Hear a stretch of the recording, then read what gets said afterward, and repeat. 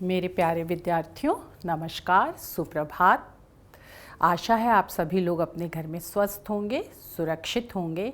और आज मैं पुनः कक्षा 9th में हिंदी विषय में गद्य खंड में रवीन्द्रनाथ टैगोर द्वारा रचित तोता पाठ पढ़ाने जा रही हूँ। ये श्री रवीन्द्रनाथ टैगोर का छायाचित्र है।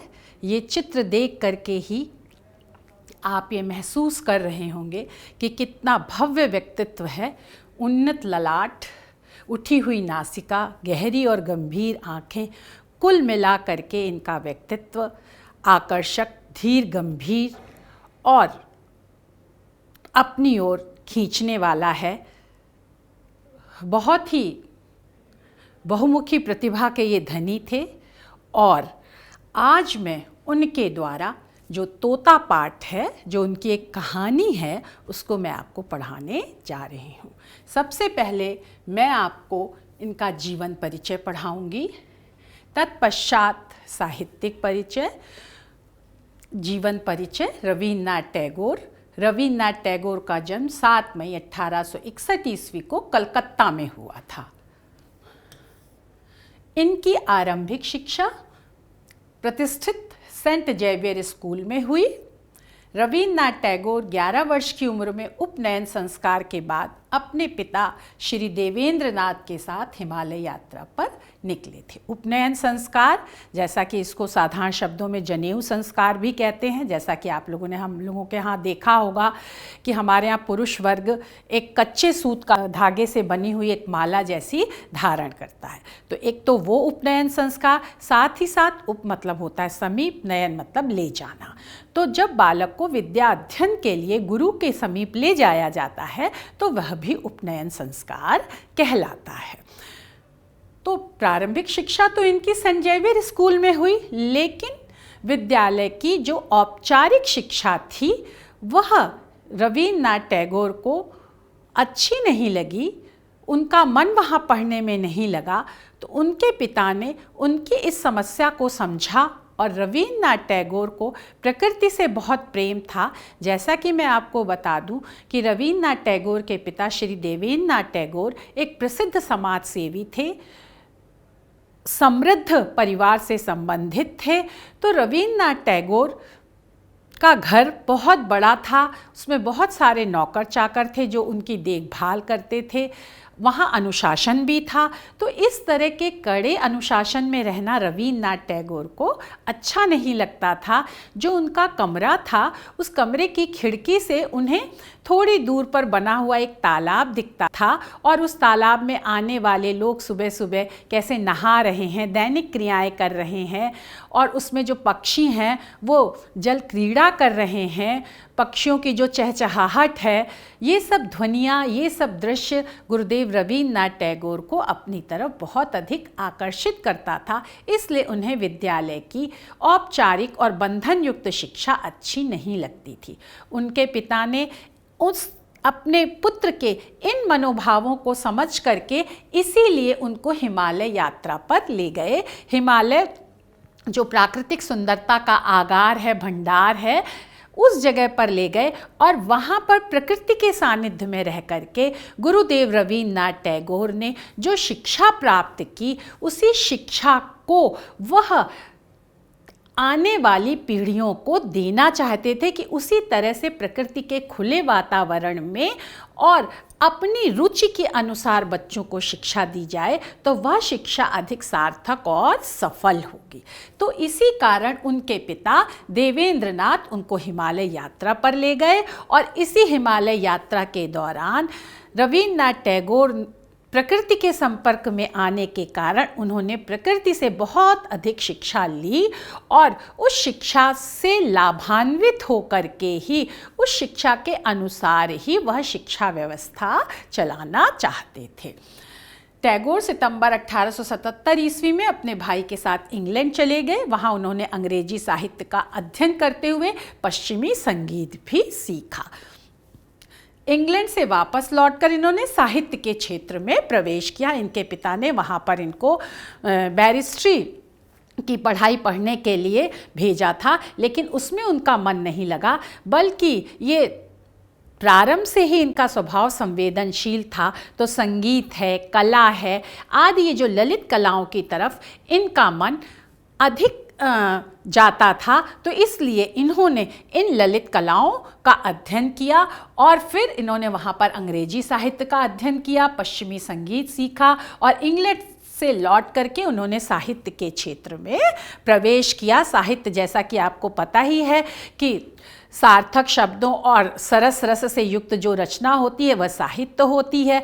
तो इस तरह की जो रचनाएं थीं उनका इन्होंने अध्ययन किया और अध्ययन करने के साथ ही साथ खुद भी रचनारत होने लगे, रचना कार्य करने लगे। और 1914 में इन्होंने कोलकाता विश्वविद्यालय द्वारा डॉक्टर की मानद उपाधि प्रदान की गई और ऑक्सफोर्ड विश्वविद्यालय द्वारा इन्हें डी लिट की डॉक्टरेट ऑफ लिटरेचर, जैसा कि मैं पिछली कक्षाओं में भी आपको पढ़ा चुकी हूँ कि यह साहित्य की सर्वोच्च उपाधि है। और यह उपाधि इन्हें एक विदेशी विश्वविद्यालय द्वारा, जो उस समय विश्व प्रसिद्ध विश्वविद्यालय था, उसके द्वारा दी गई। तो आप गुरुदेव रवींद्रनाथ टैगोर की प्रतिभा को समझ सकते हैं कि वो कितने प्रतिभावान, प्रतिभाशाली थे, जिस कारण कि उन्हें विदेशी विश्वविद्यालय द्वारा यह उपाधि प्रदान की गई। अब हम साहित्यिक परिचय पर आते हैं। रवींद्रनाथ टैगोर महान देशभक्त थे। अब देशभक्त कैसे सिद्ध होते हैं? हम लोगों का राष्ट्रगान उन्होंने लिखा है, आपको पता ही है। और यहाँ तक कि बांग्लादेश जो है उसका जो राष्ट्रगान है आमार सोनार बांग्ला, वह भी गुरुदेव रवींद्रनाथ टैगोर के ही द्वारा रचित है। और अंग्रेज सरकार के द्वारा इन्हें सर की उपाधि प्रदान की गई थी, लेकिन जब जलियांवाला हत्याकांड हुआ, नरसंहार हुआ, तो उन्होंने गुरुदेव रवींद्रनाथ टैगोर ने यह सर की उपाधि अंग्रेज सरकार को वापस कर दी थी, जो कि उनकी देशभक्ति का प्रत्यक्ष प्रमाण है। शिक्षाविद थे ही, क्योंकि उन्होंने शांति निकेतन की स्थापना की, जो आजकल विश्व भारती विश्वविद्यालय के नाम से प्रख्यात है। दार्शनिक दर्शन थे ही, क्योंकि इनकी जो कृति गीतांजलि है, जिसके लिए इन्हें 1913 ईस्वी में साहित्य का नोबेल पुरस्कार मिला, उसमें इन्होंने जो कविताएं लिखी हैं वो अध्यात्म और दर्शन से परिपूर्ण है। परमपिता परमेश्वर को लक्ष्य बना करके ही उसमें जो परमपिता परमेश्वर के प्रति जो इनका चिंतन है, जो सोच है, विचार है, वो सब इन्होंने उस गीतांजलि में प्रकट किया है। महान चित्रकार कवि थे ही, क्योंकि उन्होंने राष्ट्रगान की रचना की। और भी इनकी तो बहुत सारी रचनाएं हैं। जब आप इनको पढ़ोगे, स्वाध्याय करोगे, तो आप देखिएगा कि इन्होंने इतना रचना कर्म किया और इतना सुंदर रचनाएं हैं इनकी, इतनी भावों से परिपूर्ण है कि व्यक्ति इनके साहित्य में खोसा जाता है, रसमग्न हो जाता है। और चित्रकार भी थे ये, बहुत उत्कृष्ट कोटि के। इस तरह ये बहुमुखी प्रतिभा के धनी थे, मतलब इनके अंदर बहुत सारी प्रतिभाएं और योग्यताएं थीं। जैसे देशभक्त थे ही, शिक्षाविद, दार्शनिक, कवि और महान चित्रकार। इन्होंने अपनी स्वयं की कविताओं के लिए अत्यंत कर्णप्रिय संगीत का सृजन किया। इस तरह ये संगीतकार भी थे। इनकी अपनी खुद की कविताओं के लिए इन्होंने संगीत दिया और इस तरह से अपनी कविता को संगीतबद्ध, लयबद्ध, तालबद्ध कर दिया। सन 1901 में इन्होंने शांति निकेतन में एक ललित कला स्कूल की स्थापना की, जिसने कालांतर में, मतलब बाद में, विश्व भारती का रूप ग्रहण किया। यह एक ऐसा विश्वविद्यालय है जिसमें विश्व की महान संस्कृतियों के मुख्य आदर्शों तथा मान्यताओं को स्थान मिला। जो इन्होंने शांति निकेतन की स्थापना की, इसमें उन्होंने भारतीय सभ्यता और संस्कृति के जो उच्च आदर्श और मूल्य हैं, साथ ही साथ विश्व की जो भी सभ्यताएं हैं, जैसे रोम है, इसकी बहुत प्राचीन सभ्यता है, ग्रीक की सभ्यता है, मिस्र की सभ्यता है, चीन की सभ्यता है, ये सब बहुत पुरानी सभ्यताएं हैं और इनमें भी कुछ सुंदर आदर्श और मूल्य हैं। तो इन सभ्यताओं के सुंदर आदर्श और मूल्यों को लेकर के और भारतीय संस्कृति और सभ्यता के आदर्शों और मूल्यों को लेकर के ही इन्होंने अपने विश्वविद्यालय की स्थापना की, जिससे कि एक विश्व मानव की कल्पना साकार हो सके और विश्व के सारे लोग मिलजुल करके एक दूसरे के आदर्शों को समझते हुए और सहयोग और समन्वय की भावना से एक साथ जीवन व्यतीत कर सके। यही इनके साहित्य का उद्देश्य और लक्ष्य था। तो आशा है बच्चों आपको उनका जीवन परिचय और साहित्यिक परिचय समझ में आ गया होगा। अब हम उनकी कृतियों पर आते हैं कि सर्वप्रथम रवींद्रनाथ टैगोर ने अपनी मातृभाषा बंगला में अपनी कृतियों की रचना की। इन्होंने अपनी रचनाओं का अनुवाद बाद में अंग्रेजी भाषा में किया। तब इनकी रचनाओं को सारे संसार में अत्यधिक सराहा गया, क्योंकि बंगला भाषा तो भारत में के एक प्रदेश की भाषा थी और उस प्रदेश के आसपास के लोग जानते और समझते थे। तो इनकी रचनाओं को विदेशी लोग नहीं समझ पा रहे थे, लेकिन जब इन्होंने इनका अपनी रचनाओं का अंग्रेजी भाषा में अनुवाद किया, तब लोगों ने उसमें निहित सुंदर और सरस अर्थ को समझा और इस तरह से इनकी रचनाओं को पूरे विश्व में सराहा गया। और इनकी अमर कृति गीतांजलि, जैसा कि हमने अभी आपको बताया, सन 1913 ईस्वी में नोबेल पुरस्कार देकर सम्मानित किया गया। गीतांजलि का अर्थ है गीतों की अंजलि। अंजलि आप जानते हो कि ये दोनों हाथ मिला लेते हैं हम लोग ऐसे, तो इसे संपुट भी कहते हैं, अंजलि भी कहते हैं। तो भर भर के, जैसे इन्होंने जो है गीतों को भर भर के, मतलब अत्यधिक गीतों की रचना की है और इन गीतों के द्वारा परमपिता परमेश्वर से सभी के कल्याण की कामना की है, प्रार्थना की है। तो ये गीतों की अंजलि अथवा गीतों की भेंट, यह रचना इनकी कविताओं का मुक्त काव्य के रूप में अनुवाद है। जो गीतांजलि है, जैसा कि हमने आपको सबसे पहला जो पाठ पढ़ाया था उसमें बताया था साहित्य क्या है। वे साहित्य के दो भाग हैं, गद्य और पद्य हैं। फिर पद्य में हमने आपको बताया था प्रबंध, प्रबंध में महाकाव्य और खंड काव्य, और जो प्रबंध का दूसरा हिस्सा है मुक्तक काव्य, जिसमें जो है हम स्वतंत्र रूप से अपने भावों को व्यक्त करते हैं और इन कविताओं में पूर्वापर संबंध नहीं होता है। तो ऐसे ही गीतांजलि की इनकी जो कविताएं हैं वो मुक्तक काव्य के अंतर्गत आती हैं।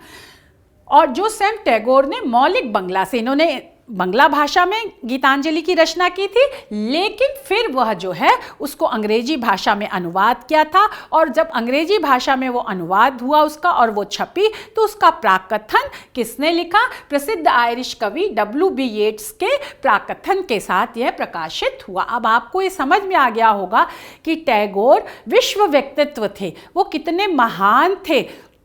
उन्होंने शांति निकेतन में भारतीय आदर्श और पाश्चात्य आदर्श या विश्व की प्रमुख सभ्यताओं के सुंदर आदर्शों को स्थान दिया था। साथ ही साथ इनकी जो रचना है वो साहित्य के नोबेल पुरस्कार से पुरस्कृत हुई। आपको पता ही होगा कि नोबेल पुरस्कार जो है वो विश्व का सर्वश्रेष्ठ पुरस्कार है और ये साहित्य के लिए, रसायन विज्ञान के लिए, भौतिक विज्ञान के लिए, अर्थशास्त्र के लिए और शांति के लिए दिया जाता है। सन 1901 ईस्वी में इसकी स्थापना की गई थी। अल्फ्रेड नोबेल, जिन्होंने डायनामाइट का आविष्कार किया था, उन्हीं के नाम पर यह पुरस्कार दिया जाता है। और इस साल 2020 का साहित्य का नोबेल पुरस्कार अमेरिकी कवित्री लुइस ग्लक को दिया गया है। तो इसी तरह अब आप सोच सकते हैं कि ये कितने विश्वविख्यात इनका व्यक्तित्व था।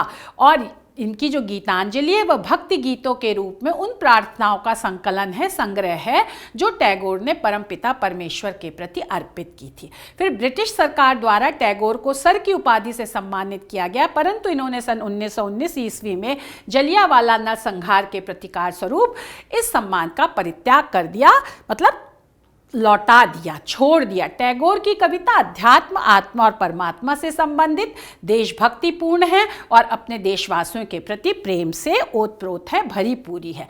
टैगोर सारे संसार में अति प्रसिद्ध तथा सम्मानित व्यक्तियों में से एक हैं। हम इन्हें अत्यधिक सम्मान पूर्वक गुरुदेव कहकर संबोधित करते हैं।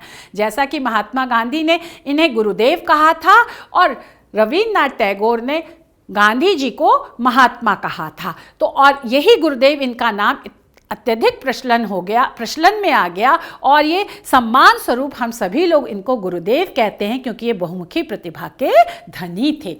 यह एक विचारक, चिंतनशील, मननशील, अध्यापक, क्योंकि इन्होंने विश्वविद्यालय की स्थापना की थी, वहाँ ये अध्यापन कार्य करते थे। अपनी कविताओं को इन्होंने संगीत दिया, इसलिए संगीतज्ञ थे। और इन्होंने अपने स्वयं के गीतों को संगीत देकर उनका गायन भी किया है, इसलिए उच्च कोटि के गायक भी थे, चित्रकार भी थे और अपने शिष्यों को शिक्षित करने के साथ ही अपने नाटकों में अभिनय भी किया है। इन्होंने जिन नाटकों की रचना की है उन नाटकों इन्होंने खुद कुछ पात्रों की भूमिका भी निभाई है। इस तरह से स्पष्ट हो जाता है कि इनकी मेधा और प्रतिभा कितनी बहुमुखी थी। और आज के संगीत जगत में इनके रवींद्र संगीत को अद्वितीय स्थान प्राप्त है। ये अद्वितीय ऐसे होता है, यहाँ पे लगता है, लेकिन कंप्यूटर में ये ऐसे ही आता है। टैगोर बांग्ला साहित्य के माध्यम से भारतीय संस्कृति में नवीन जान फूंकने वाले युग दृष्टा मतलब दूरदर्शी और एकमात्र कवि हैं जिन्होंने भारत और बांग्लादेश दो देशों के राष्ट्रगान की रचना की है। आशा है बच्चों आपको उनका साहित्यिक परिचय, साहित्यिक योगदान, उनकी बहुमुखी प्रतिभा, इन सब से आप परिचित हो गए होंगे। और टैगोर एक धार्मिक व्यक्ति थे, लेकिन उनका धर्म मानव धर्म, जो कि हमने पहले ही बताया कि वो मानवता के कल्याण में विश्वास करते थे। सिर्फ हमारे देश के लोगों का हित हो ऐसा नहीं, विश्व के जितने मानव हैं, मनुष्य हैं, उन सभी के हित के लिए कार्य किया जाए, तो ये उनका धर्म था। और उन्होंने अपने शांति निकेतन में लिखा भी था, ऊपर उनका आदर्श वाक्य था, यत्र विश्वम भवेत् एक नीड़म, कि जहाँ पर संसार जो है वो एक घोंसले की तरह हो जाता है। और मानव धर्म के नाम से वर्णित करना पसंद करते थे। ये स्वतंत्रता प्रेमी थे और इन्होंने अपने शिष्यों के मस्तिष्क में सच्चाई का भाव भरा कि सच बोलो, जो हम लोगों का आदर्श वाक्य है, सत्यमेव जयते। प्रकृति, संगीत तथा कविता के निकट संपर्क के माध्यम से, संपर्क मतलब समीपता के द्वारा, माध्यम मतलब द्वारा, इन्होंने स्वयं तथा अपने शिष्यों की कल्पना शक्ति को, कल्पना शक्ति जो अप्रत्यक्ष होता है, अपरोक्ष होता है, उसके बारे में जब हम सोचते हैं, उसका वर्णन करते हैं, करने की कोशिश करते हैं, तो वह हमारी कल्पना शक्ति कहलाती है। कहा भी गया, जहाँ ना जाए रवि वहाँ जाए कवि। कवि अपने कल्पना शक्ति से बहुत ही सुंदर चीज़ों का सृजन कर देता है, जिसको पढ़ करके, जिसको देख करके, अगर चित्रकार है तो हम देख करके, अगर साहित्यकार है तो पढ़ करके, और टैगोर में तो ये सारी प्रतिभाएं एक साथ थी, तो व्यक्ति जो है वो अभिभूत हो जाता है। और सौंदर्य, अच्छाई, सुंदरता के प्रति आकर्षण, अच्छी बातों को, आदर्शों को अपने जीवन में लाओ और विस्तृत सहानुभूति। जब हमारा हृदय व्यापक होगा, उदार होगा, हम जन जन के प्रति सुंदर भाव रखेंगे, तभी हम मानव धर्म को अपना सकते हैं।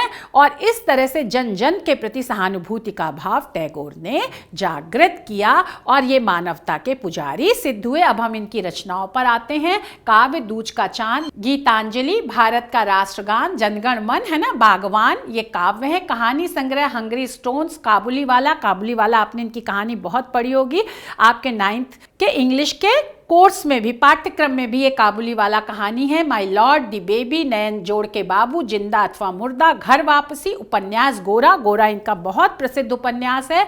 नाव दुर्घटना, the home and the world. नाटक पोस्ट ऑफिस, बलिदान, प्रकृति का प्रतिशोध, मुक्तधारा, फाल्गुनी, वाल्मीकि प्रतिभा, राजा और रानी, आत्मचरित्र, मेरे बचपन के दिन, निबंध व भाषण, मानवता की आवाज। अब भाषा शैली, इनकी भाषा सहज, स्वाभाविक, प्रवाहपूर्ण, प्रभावशाली है, आपको प्रभावित करने की उसमें क्षमता है, प्रवाहपूर्ण है, उसमें निरंतरता है। ये अनेक भाषाओं के ज्ञाता थे, जानकार थे, इसलिए इनकी रचनाओं में कई भाषाओं के शब्द मिलते हैं। हिंदी, अंग्रेजी, बांग्ला में तो ये सिद्धहस्त थे, इन भाषाओं के ऊपर इनका अधिकार था। और विषय और प्रसंग के अनुरूप इन्होंने परिचयात्मक, विवेचनात्मक, आत्मकथात्मक, प्रतीकात्मक आदि शैलियां अपनाई हैं। हर पाठ में मैंने आपको बताया है कि शैली एक पद्धति है, एक प्रकार है, जिसके माध्यम से साहित्यकार अपनी रचना को व्यवस्थित, क्रमबद्ध और प्रभावशाली बनाता है। इसके पहले का जो पाठ निष्ठा मूर्ति कस्तूरबा था, जो श्री काका कालेलकर के द्वारा रचित था, उसमें हमने इन सब शैलियों के विषय में विस्तार से बताया है। तो आशा है आपको इन शैलियों के विषय में अच्छी तरह से पता होगा। परिचयात्मक, जहाँ संक्षेप में हम किसी के बारे में बताते हैं। विवेचनात्मक है, जहाँ पर हम तथ्य और खोज के आधार पर निर्णय लेते हैं। आत्मकथात्मक, जिसमें हम अपने बारे में बताते हैं। और प्रतीकात्मक, जिसमें हम संकेत रूप से अपनी बात कहते हैं। तो ये इनकी शैलियां हो गई। अब हम इनके पाठ के सारांश पर आते हैं कि तोता जो इनका पाठ है वो कहानी है। जैसा कि मैंने आपको बताया कि साहित्य में गद्य और पद्य, तो गद्य की बहुत विधाएं होती हैं। जो अभी हमने इससे पहले निष्ठा मूर्ति कस्तूरबा पढ़ाया वो संस्मरणात्मक निबंध था। अब ये जो तोता पाठ है ये कहानी है और ये नोबेल पुरस्कार विजेता रवींद्रनाथ टैगोर की बहुचर्चित, मतलब बहुत प्रसिद्ध कहानी है, यह सन 1924 में लिखी गई। इस कहानी में तोते को आधार बनाकर वर्तमान शिक्षा पद्धति पर व्यंग किया गया है। अब हम आपको इस पाठ के विषय में थोड़ा सा ये बता देते हैं कि तोता जो है वो एक छोटे बच्चे का प्रतीक है। जैसे तोता सुंदर होता है, आकर्षक होता है, और तोता और मैना दो ही ऐसे पक्षी हैं जो मनुष्य की बोली बोल लेते हैं, और तोते को जो सिखाओ वो तुरंत सीख जाता है और वैसा ही बोलने लगता है। तो बालक भी ऐसा ही होता है। इसीलिए कभी कभी कहा भी जाता है कि तोता रटंत। तो तोते को लेकर के, तोता जो है वो एक बालक का प्रतीक होता है, और तोता जो है वो उन्मुक्त आकाश में उड़ता है। ऐसे ही बालक को अगर स्वतंत्र वातावरण में उसको अपनी प्रतिभा का विकास करने दिया जाएगा, तब तो वह अपनी प्रतिभा का विकास करके अपने व्यक्तित्व का विकास कर पाएगा। लेकिन अगर उसे बंधन युक्त अत्यधिक औपचारिक शिक्षा में बांध करके उसको शिक्षा दी जाएगी, तो वह अपने व्यक्तित्व का, योग्यता का, मेधा का, प्रतिभा का विकास नहीं कर पाएगा। तो लेखक ने प्रस्तुत पाठ में तोते के माध्यम से एक बालक की शिक्षा पर व्यंग किया है कि कैसे बालक को शिक्षा दी जाती है और अंततोगत्वा वह शिक्षा प्राप्त नहीं कर पाता है, बल्कि वह उस शिक्षा के कारण उसकी जो योग्यता, मेधा, प्रतिभा है वो बिल्कुल समाप्त हो जाती है, उसका हनन हो जाता है। यहाँ पर ये बताया गया है। अब कहानी विधा क्या है ये भी हम आपको बता देते हैं। कहानी जैसा कि इसके नाम से स्पष्ट है, कहा जो कही जाती है, जो लोग आपस में कह सुन करके बोलते हैं, सुनते हैं, बात करते हैं, तो वह कहानी है। और यह आधुनिक साहित्य की सबसे लोकप्रिय विधा है। इस गद्य रचना में किसी कथ्य से संबंधित, कथ्य मतलब किसी भी विषय से संबंधित घटनाओं एवं पात्रों के चरित्र चित्रण के माध्यम से मानव या समाज के किसी आदर्श चरित्र, भाव या गुण विशेष को संक्षिप्त या कलात्मक रूप में प्रस्तुत किया जाता है। कहानी के बच्चों 6 तत्व होते हैं। पहला तो कहानी का शीर्षक हो गया, फिर कहानी का कथानक या विषय वस्तु हो गई, फिर पात्र या चरित्र चित्रण हो गया, फिर देश काल या वातावरण हो गया, फिर संवाद या कथोपकथन हो गया, और फिर अंत में उद्देश्य आता है। तो इन 6 तत्वों को लेकर के जो रचना रची जाती है और जिसमें ये सब विशेषताएं होती हैं, वह कहानी कहलाती है। और कहानी का शीर्षक आकर्षक तथा रोचक होता है। जैसा कि तोता कहानी में ही आप देख रहे होंगे कि तोते नाम से ही आपको लगेगा अरे इस कहानी में क्या है, तो यह आपको अपनी तरफ खींचता है और कहानी के मूल भाव अथवा संवेदना की अभिव्यंजना करने में समर्थ होता है। शीर्षक पढ़ के ही आप उस कहानी के अंदर क्या कहा गया है अनुमान लगाने लगते हो। शीर्षक ऐसा होना चाहिए और कहानी का प्रारंभ तथा अंत कलात्मक तथा महत्वपूर्ण होता है। कलात्मक मतलब एक साधारण रचना होती है, लेकिन एक जो आकर्षक होती है, मन को बांधने वाली होती है। तो जब हम उसको साहित्यिक तत्वों से युक्त कर देते हैं तो उसमें जो कलात्मकता आ जाती है, तो कहानी कलात्मक होती है और उपन्यास की तरह बहुत बड़ी नहीं होती है। इसलिए इसको ये कहा गया है कि ये संक्षिप्त होती है। अब हम पाठ के सारांश पर आ रहे हैं कि तोते की चंचलता। राजा के महल में एक तोता था जो चंचल प्रवृत्ति, अस्थिर प्रवृत्ति का, जैसे पक्षी होते हैं चंचल, कभी इस पेड़ पे कूदेंगे, कभी उस फुनगी पे जाएंगे, ऐसे ही बच्चा भी होता है। क्योंकि हमने आपको बताया तोता से यहाँ तात्पर्य है तोते के माध्यम से एक छोटे से बालक की मनोभावनाओं को, उसके स्वभाव को और उसकी शिक्षा के बारे में बताया गया है। इसलिए यहाँ संकेतात्मक या प्रतीकात्मक शैली का प्रयोग किया गया है। तो वह उछलता कूदता रहता था, इस कारण उसे मूर्ख समझा जाने लगा कि वह मूर्ख है, उसे कुछ आता जाता नहीं है, क्योंकि वह अस्थिर प्रवृत्ति का है। जबकि वास्तव में यह है कि चाहे तोता हो चाहे बालक हो, उछलना कूदना उसका स्वभाव है, यह उसकी मूर्खता का परिचायक नहीं है। और राजा ने तोते की चंचलता को देखकर मंत्री से कहा कि ऐसा तोता किसी काम का नहीं है, इसलिए अब इसे शिक्षा दो। अब दूसरा है इसमें, फिर आगे बताया गया कि तोते को शिक्षा देने पर विचार विमर्श, सलाह मशविरा किया गया कि तोते को शिक्षा देने का कार्य राजा के भांजे को दिया गया। एक सभा का आयोजन किया गया जिसमें तोते की अविद्या, अविद्या मतलब अज्ञान के कारण को जानने पर विचार विमर्श हुआ, सलाह मशविरा हुआ और यह निष्कर्ष निकाला गया, यह निर्णय लिया गया कि घास फूस के बने घर में रहने के कारण तोता जो है वो शिक्षित नहीं हो पा रहा है। अतः इसलिए निर्णय हुआ कि तोते के लिए अच्छा सा पिंजड़ा बनाया जाए जहां रहकर तोता शिक्षा प्राप्त कर सके। ये मैं आपको सारांश बता रही हूँ, लेकिन सारांश में एक एक लाइन में ये मैं बता दे रही हूँ कि तोते की शिक्षा का भार जो है वो किसी शिक्षक को या किसी विद्वान को नहीं दिया गया, बल्कि मंत्री को दिया गया। और मंत्री ने भी ये कार्य किसको दिया? राजा के भांजे को दिया। तो इस तरह से कैसे जिन लोगों को शिक्षा जगत का कोई ज्ञान नहीं है वह तोते रूपी बालक की शिक्षा की व्यवस्था कर रहे हैं, यहाँ पर यही व्यंग है। और फिर क्या है, सुनार द्वारा सोने का पिंजड़ा तैयार किया गया। सुनार ने तोते के लिए सोने का ऐसा अनोखा पिंजड़ा बनाया जिसे देखने के लिए दूर दूर से लोग आने लगे और तोते तथा पिंजड़े के बारे में तरह तरह की बातें करने लगे। कुछ लोग तोते को अत्यंत भाग्यशाली मानने लगे कि उसे सोने के पिंजड़े में रहने का अवसर प्राप्त हुआ है। अब यहाँ पर पक्षी रूपी बालक को बंधन युक्त करने की प्रक्रिया चल गई कि किस तरह से उसे कठोर अनुशासन और बंधन में रह करके शिक्षा दी जाए। अब पोथियों की नकल तथा पिंजड़े की देखरेख। पंडित जी ने तोते को विद्या पढ़ाने के लिए पोथियां, पुस्तक कम होने की बात कही। पंडित जी की बात सुनकर राजा के भांजे ने पोथियां लिखने वाले को बुलाया। उन्होंने पोथियों की नकल करके पुस्तकों के ढेर लगा दिए और इनाम लेकर चले गए। वहीं दूसरी तरफ पिंजड़े की देखरेख में कोई कमी नहीं छोड़ी गई, परंतु कुछ निंदक लोग इसकी निंदा करने लगे। पिंजड़े को देखकर सब उन्नति होने की बात कहते थे, जिन्हें सुनकर भांजा तथा उसके भाई बंधु अत्यंत प्रसन्न हुए। अब प्रस्तुत अनुच्छेद में यह व्यक्त किया है लेखक ने कि पुस्तकीय ज्ञान पर यहाँ ज़्यादा ध्यान दिया जा रहा है, व्यवहारिक ज्ञान पर ध्यान नहीं दिया जा रहा है, और शिक्षा के नाम पर जो बाह आडंबर है, इमारत है, उस पर ध्यान दिया गया है। लेकिन वास्तव में शिक्षा कैसी देनी चाहिए, किसको देनी चाहिए और किस लिए देनी चाहिए, इस पर यह ध्यान नहीं दिया गया है। अब राजा द्वारा तोते की शिक्षा का निरीक्षण करना। एक दिन राजा ने स्वयं जाकर तोते की शिक्षा का निरीक्षण करना चाहा।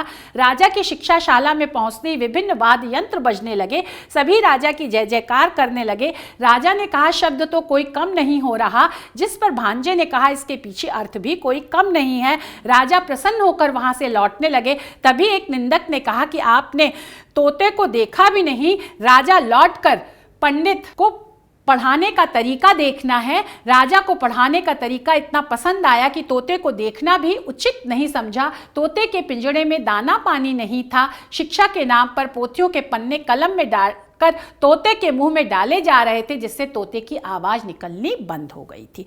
जो तोता चहकता है, जो बालक सुंदर मधुर बोल बोलता है, लेकिन उसके मधुर बोल बोलने के बजाय पुस्तकीय ज्ञान जो है वो उसके दिल दिमाग में बैठाया जा रहा था, और इस तरह से उसे जबरदस्ती शिक्षा दी जा रही थी। और शिक्षा के निरीक्षण के नाम पर सिर्फ औपचारिक निरीक्षण हो रहा था। वास्तव में बालक क्या पढ़ रहा है, इसकी तरफ किसी का ध्यान नहीं जा रहा था। तोते की दयनीय स्थिति। तोते की स्थिति दाना पानी ना मिलने के कारण दिन प्रतिदिन दयनीय होती जा रही थी।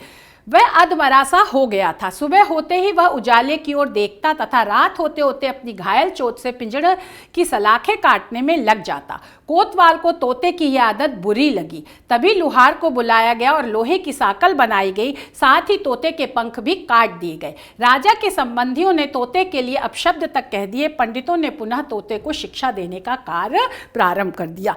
बालक को सिर्फ शिक्षा ही शिक्षा दी जा रही थी, यहाँ तक कि शिक्षा का बोझ इतना ज़्यादा था कि उसे एक दाना पानी ना होने का मतलब यह है कि उसे खाने तक की भी फुर्सत नहीं मिल रही थी। और बालक तो आशावादी मनोवृत्ति का होता ही है, तो जब वो आशावादी मनोवृत्ति के कारण प्रकाश की ओर देखता था, और बालक को स्वतंत्रता भी प्रिय है, तोते को भी स्वतंत्रता प्रिय है, तो इस स्वतंत्रता प्रियता के कारण जब वो सलाखों को काटता था तब उसको और भी ज़्यादा अधिक बंधन में बांध दिया गया। यहाँ पर ये बात कही गई है। अब तोते की मृत्यु। एक दिन तोता मर गया। वह कब मरा किसी को कुछ पता नहीं चला। किसी निंदक ने अफवाह फैला दी कि तोता मर गया है। राजा ने भांजे को बुलाकर तोते के विषय में पूछा और तोते को देखना चाहा। जब राजा ने तोते को चुटकी से दबाया तो तोते ने कोई प्रतिक्रिया व्यक्त नहीं की, लेकिन उसके पेट में पोथियों के सूखे पत्ते के खड़खड़ाने की आवाज जरूर आने लगी। अब इस बंधन और इस अत्यधिक भार, कठोर अनुशासन औपचारिक शिक्षा में को बालक सह नहीं पाया और बालक रूपी तोते का देहांत हो गया। मतलब उसकी मेधा और प्रतिभा बिल्कुल समाप्त हो गई। जब यह बात राजा को पता लगी तो राजा निरीक्षण करने के लिए आए। उन्होंने तोते को ऐसे चुटकी से ऐसे कस करके दबाया उंगलियों से, लेकिन चुटकी से तोते ने कोई प्रतिक्रिया नहीं व्यक्त की क्योंकि अब वह मर गया था।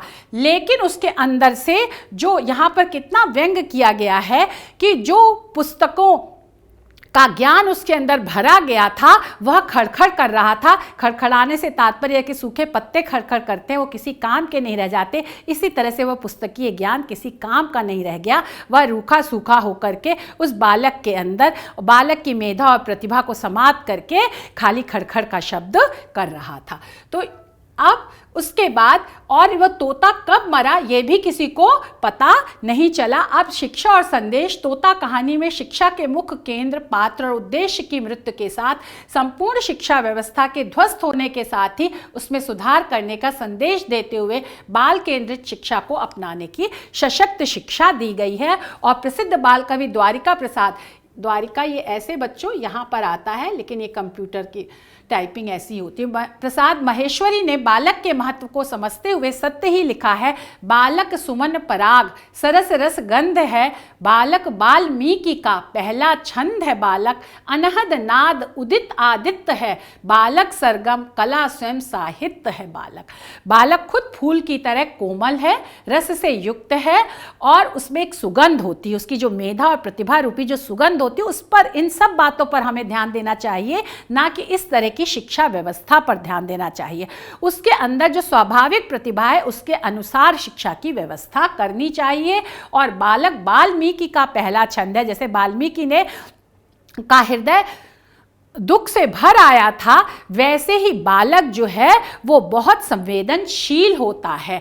और अनहद नाद, अनहद मतलब निरंतर चलने वाली एक आवाज़ है। बालक को अगर आप बोलने का अवसर दीजिए तो वो लगातार बोलता रहता है और आपसे कुछ ना कुछ पूछता रहता है। और सूर्य के समान, आदित्य मतलब सूर्य के समान वो उदित होने वाला है। उसके अंदर जो मेधा और प्रतिभा का जो बीज है, अगर उसे सुअवसर मिले तो वह मेधा और प्रतिभा बहुत सुंदर रूप और आकार धारण कर लेती है। और स्वयं बालक जो है वो कला और साहित्य के समान है। आशा है बच्चों इस पाठ का सारांश रविन्द्रनाथ टैगोर का जीवन परिचय, साहित्यिक परिचय, उनकी बहुमुखी प्रतिभा, उनकी रचनाएं और भाषा शैली से आप अच्छी तरह से परिचित हो गए होंगे। और यह आपका अभ्यास कार्य है कि रविन्द्रनाथ टैगोर का जीवन परिचय, भाषा शैली एवं रचनाएं लिखिए और कवि द्वारिका प्रसाद महेश्वरी के बारे में स्वाध्याय करिए। अब बालक और पक्षी या मनुष्य कोई भी हो, उसे स्वतंत्रता कितनी प्रिय होती है। शिव मंगल सिंह सुमन ने अपनी एक कविता में ये प्रस्तुत किया है जिसको हम पढ़ रहे हैं। ये जो कहानी है तोता कहानी, उसी को जैसे सार रूप में इस कविता में प्रकट कर दिया गया है, इसलिए इस कविता को हमने यहाँ पर उद्धृत किया है। अगर आप पढ़ेंगे इस कविता को तो इस पाठ की व्याख्या और सारांश समझने में आपको बहुत आसानी होगी। जो कि हम पढ़ रहे हैं, हम पंछी उन्मुक्त गगन के पिंजरबद्ध न गा पाएंगे, कनक तीलियों से टकराकर पुलकित पंख टूट जाएंगे। हम बहता जल पीने वाले, कहीं भली है कटुक निबोरी, कनक कटोरी की मैदा से स्वर्ण श्रृंखला के बंधन में अपनी गति उड़ान सब भूले, बस सपनों में देख रहे हैं तरु की फुनगी पर के झूले। ऐसे थे अरमान की उड़ते नील गगन की सीमा पाने, लाल किरण सी चोंच खोल चुगते तारक अनार के दाने, होती सीमाहीन क्षितिज से, क्षितिज आपको पता है जहाँ धरती और आकाश मिलते हुए से प्रतीत होते हैं ना, उस स्थान को क्षितिज कहते हैं। तो इन पंखों की होड़ा होड़ी, होड़ा होड़ी मतलब प्रतिस्पर्धा में या तो क्षितिज मिलन बन जाता, नीड़ ना दो चाहे टहनी का, आश्रय छिन्न भिन्न कर डालो, लेकिन पंख दिए हैं तो आकुल उड़ान में विघ्न न डालो। तो ये जो है आकुल उड़ान में विघ्न ना डालो, यह स्वतंत्रता की चाहत है, चाहे बालक हो, चाहे पक्षी हो और चाहे मनुष्य हो।